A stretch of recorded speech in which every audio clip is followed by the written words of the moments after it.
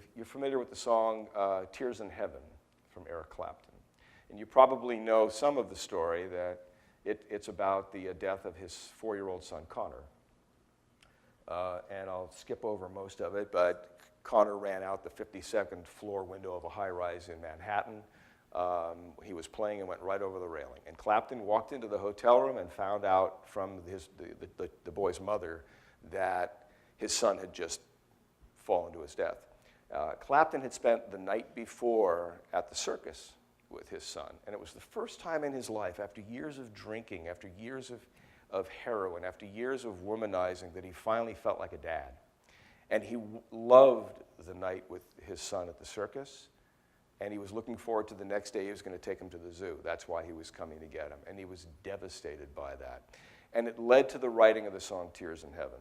And when Clapton decided to go out on tour, my radio station got together and I said, look, this is a guy who's doing the hardest thing that a father can do.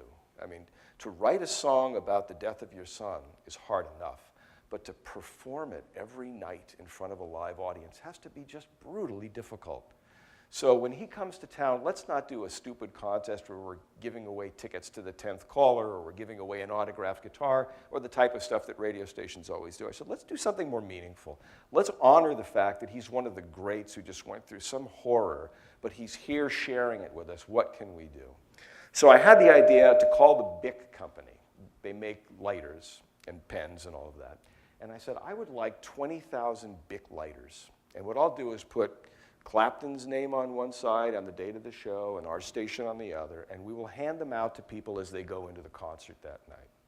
And we told listeners for the week leading up to the show, when you go to that show and you hear Clapton starting to play the opening notes of Tears in Heaven, go completely quiet.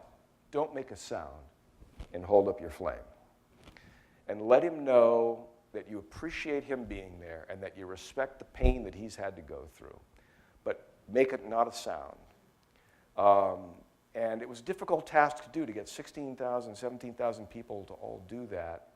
But at the night of the show, we had people kind of stationed all around the venue, and they were handing out lighters to people as they were going in. Well, about halfway through the show, Clapton sets aside his electric guitar, picks up his acoustic, and there's a single light shining on a stool right over the center. And everybody in the venue knew what was coming next.